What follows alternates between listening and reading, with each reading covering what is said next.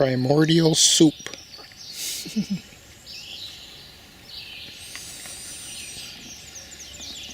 I'm also in a trap. I threw it out here and look at it, slugs are eating on it. Oh, I never thought of that.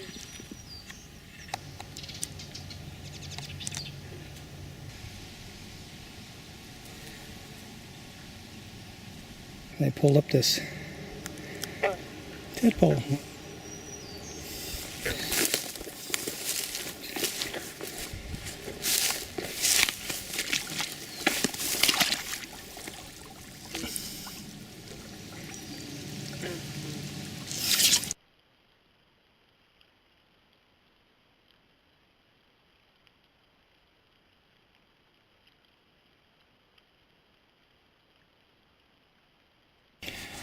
That's a grass snake in here. Garter snake. He's moving fast. Look, there he is. There he is, there he is.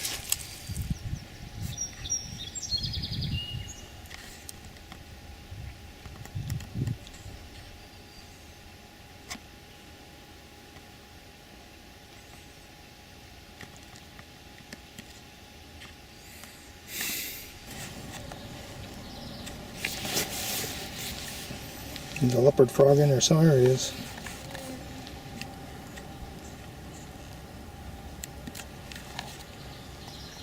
A weird seed pod for a willow. Look at that.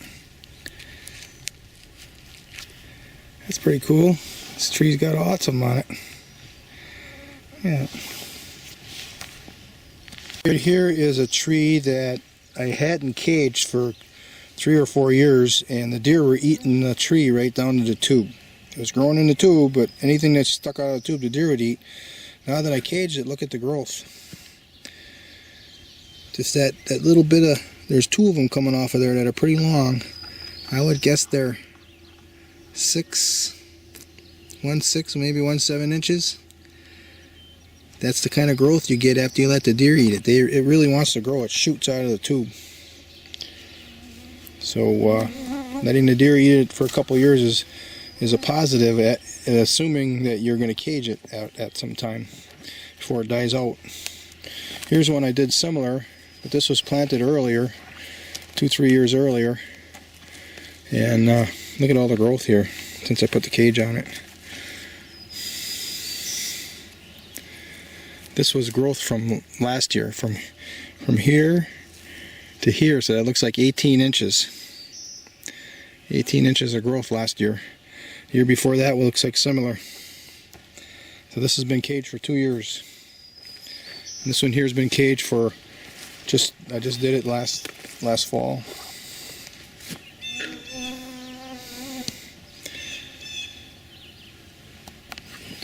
So I've had similar experiences with all of these trees right here. I'm sure I planted some trees on this one, and there's nothing left. It must have died out from the deer browsing, or maybe it was just a weak tree. I don't see anything in here. Maybe next year I'll put something in here next fall. Looks like that one's only got 1 tree living on it too. This one's only got 2. I planted something over here. Is it alive? Nope. Oh yeah, there's a teeny little green coming on here. This is a cherry that I transplanted. Boy, they have such a shock to their system when they get transplanted out of that nice garden of mine. And here's another one. Yeah, that one looks like it's dead. I might still sprout something out of the roots. That's okay. We want to know, does it want to live here? If it's weak and it dies, we're just going to forget about it.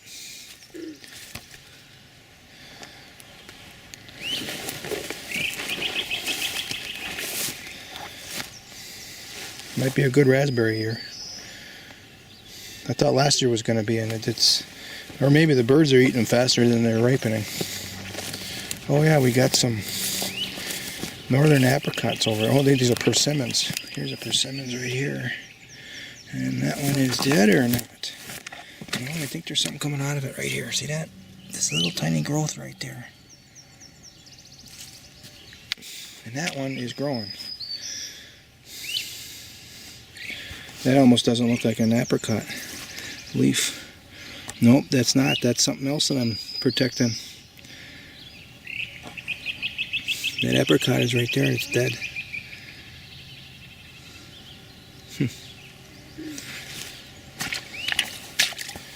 Yeah, you get them from these nurseries and they really got a shock. Feels supple.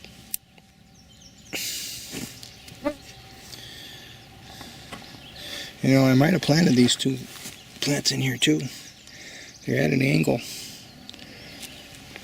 They're similar leaves. Maybe. Wild rice growing in this pond for 4 years, and it's just hanging on here in this area here. This pond was devoid of any nutrients when we dug it, just a pit in the clay, basically. I did shape it in the form of a dinosaur print though. That was kind of neat. And last year the rice got chopped right down to nothing, and there were just a couple little tiny seeds on a couple of stalks, and I can see they're coming up right here. So I'm going to put a cage on this little spot, because what I'm doing is preserving some of the rice in every pond, and when it ripens I'm scattering the seed into the rest of it, so that that's food for wildlife, and the cages are preserving the rice for the next year. Probably I'm thinking as I'm talking here I should be moving that cage around every year, so while we're in a new spot. I don't know, let me think about it. And this pond similarly, there's a really good growth right here of wild rice mixed in with a couple other plants. I don't know what those little leaves are. I think that's a separate plant, and then that one that's out of the water is a separate plant, and then of course we have cattails. Oh, there's lots of them coming up in here too, where there's not as much. So I think that these cattails and these other plants disguise the wild rice, and it doesn't get predated upon right here, but everything away from this gets predated on.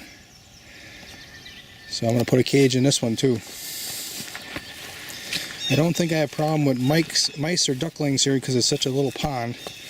I'm not going to put on hardwood cloth around it like I am where the larger areas are. Yeah, there's some rice coming up here at this tip. I threw some rice in there, some seeds. I threw some at the other one too. The other one actually has had one wild rice plant make it every year, produce a little seed. Right in here. Yeah, there's some way in the bottom just coming up. See that curl right there? That's a wild rice plant coming up. This is deep water here. It's just 2 feet of water. If you read what's coming out of university, they'll say, oh, that can't grow any deeper than 18 inches of water. Oh, here's a couple of them that are on top.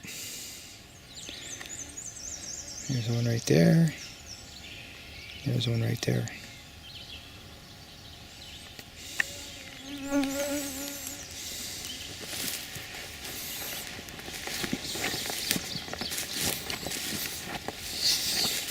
And I showed this on a video yesterday, so I don't know how much video I'm going to upload to YouTube or what, but I planted some in clay balls as instructed to me by an indigenous Harley-Davidson rider.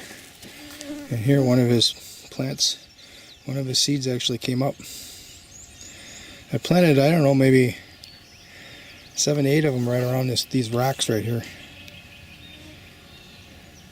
So right now one come up. All it takes is one. Each wild rice plant can probably grow 20, 30 seeds, maybe more. If the conditions are right.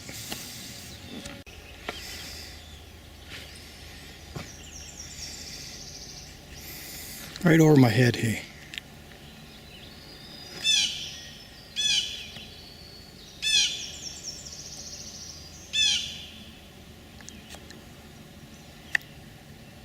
I think we got a little green going on here. Mostly goldenrod and canary grass. There's rhubarb and comfrey and red Aussie dogwood mixed in there. Plus all those tubes and cages, those are all trees I planted. This is a swale complex that's designed to take the excess water and send it down every one of those paths. And that hydrates the mounds. And trees are growing, so something's working. This is really cheap welded wire fence. I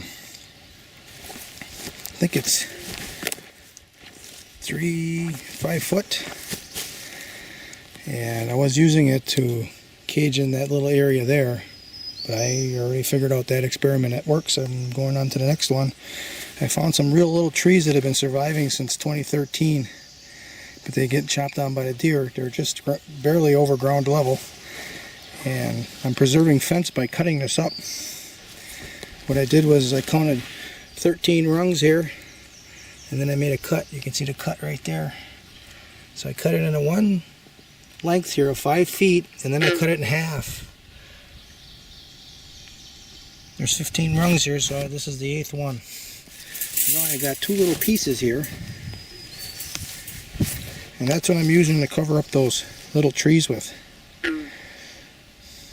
So if they make it past the height of this cage here, then the deer are probably going to chop on them for a year.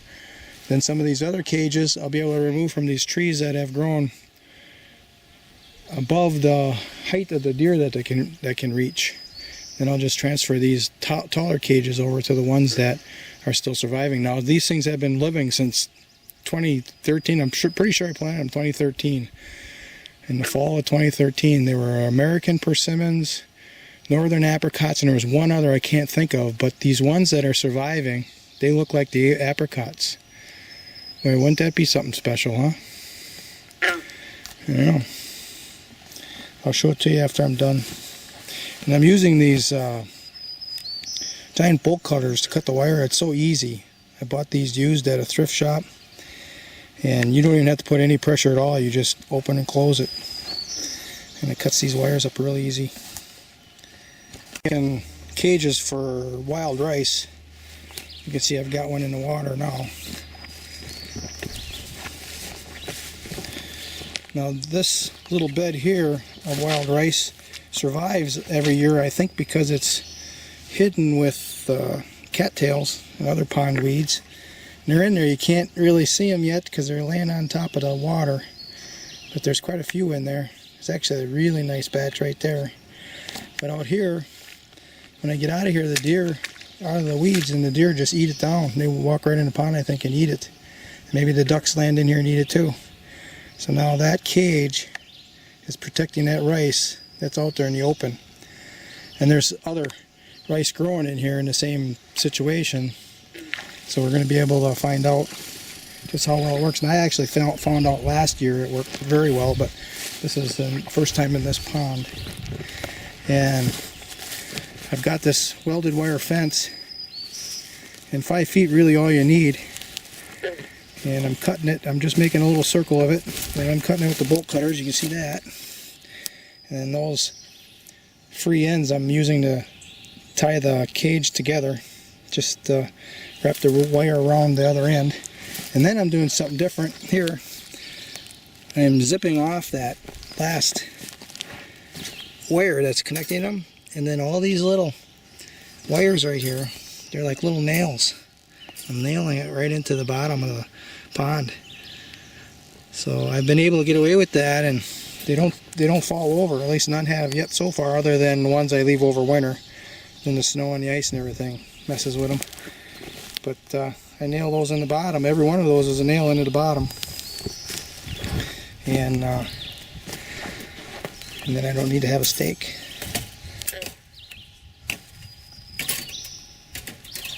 There. This is very dangerous here. They're like little spikes. You have to be careful how you handle it. Where's my other one here? Here it is. Keep them together. We'll find some use for it. So now I just pull this up, make my little circle, and I attach it and sink it in the water. They browse these raspberries down.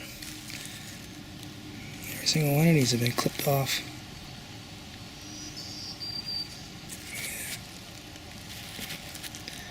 Raspberries are browse food.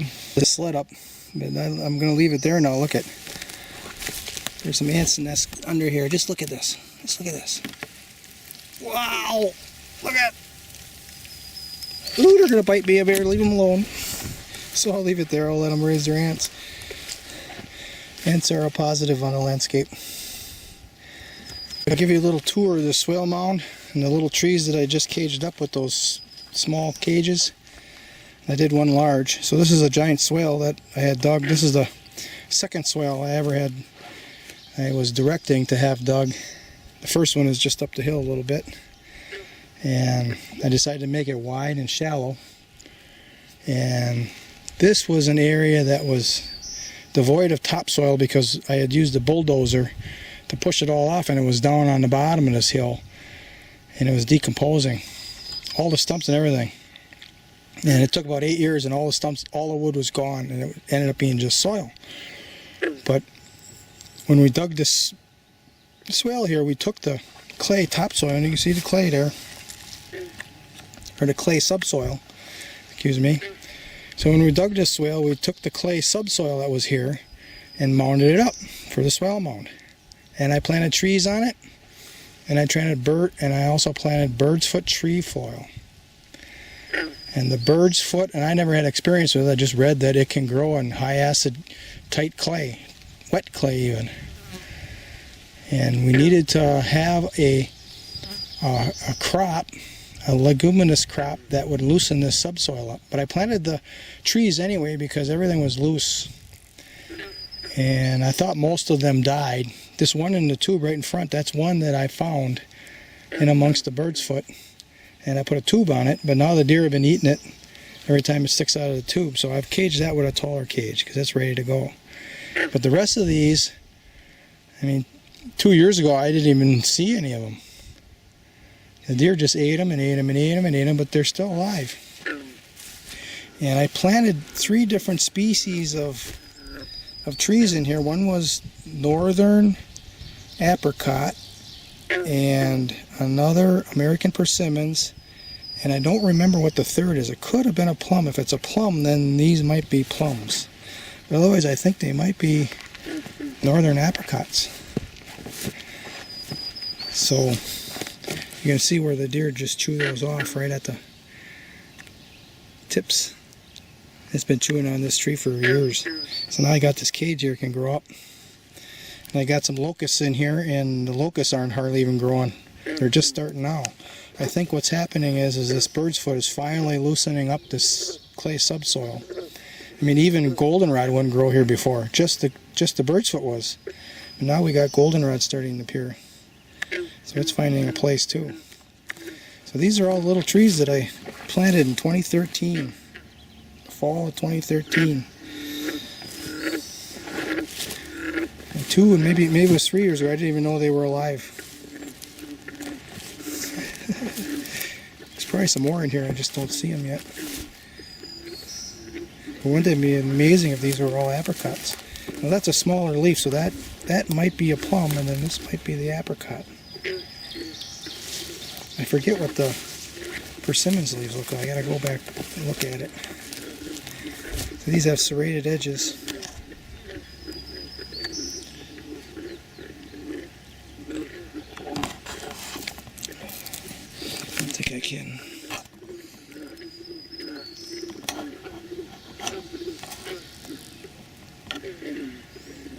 There. I had another one tubed. I put some straw down here, so there might be another tree in here that I found. You know, that looks like an ash.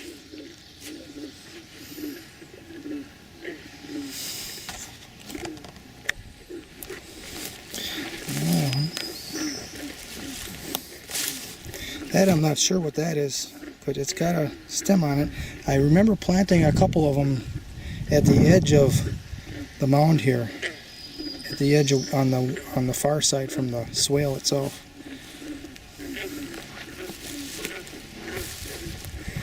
So I didn't find any all the way along here. There might be something in there, so we'll come back and look again. Here we got our first one. You see how low to the ground it is? I wonder why I couldn't see it. These locusts are that old too. So I got locusts here to fix nitrogen too. I'll hinge cut them if they start to grow and shade out everything else. So there's 2 plants in here, that's why I got a longer cage. There's one right there and there's one right there. And here's a really nice looking one. Look at that.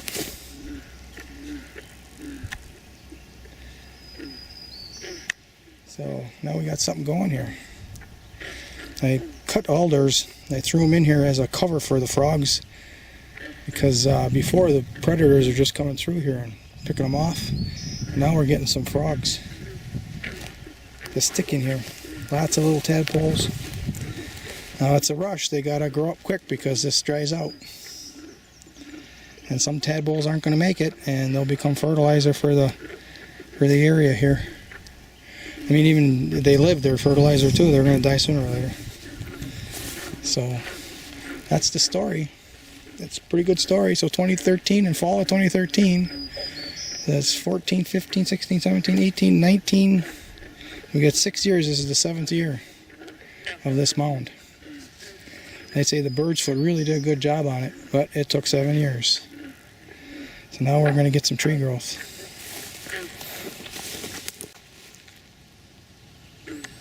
That is definitely a northern green frog right there.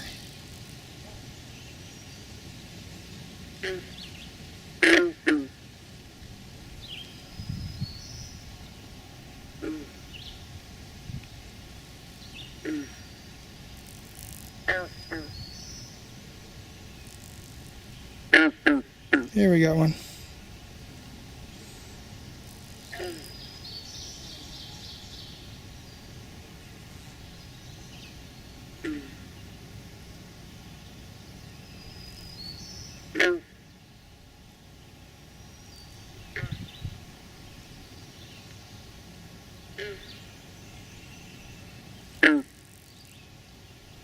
That's more like a mink frog. But northern green frogs didn't have those stripes too. So I suppose a female comes along and chooses. Or maybe she just comes along and gets waylaid. I don't know. There's a nice pretty one there.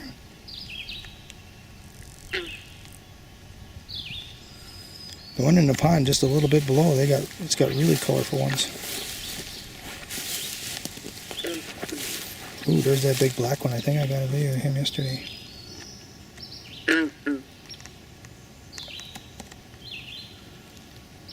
That's a small print right there. It's got a claw. You can see a claw mark in that one toe. Looks like it's only got 3 toes. But there's one rocked there, so maybe 4. I don't know what it is.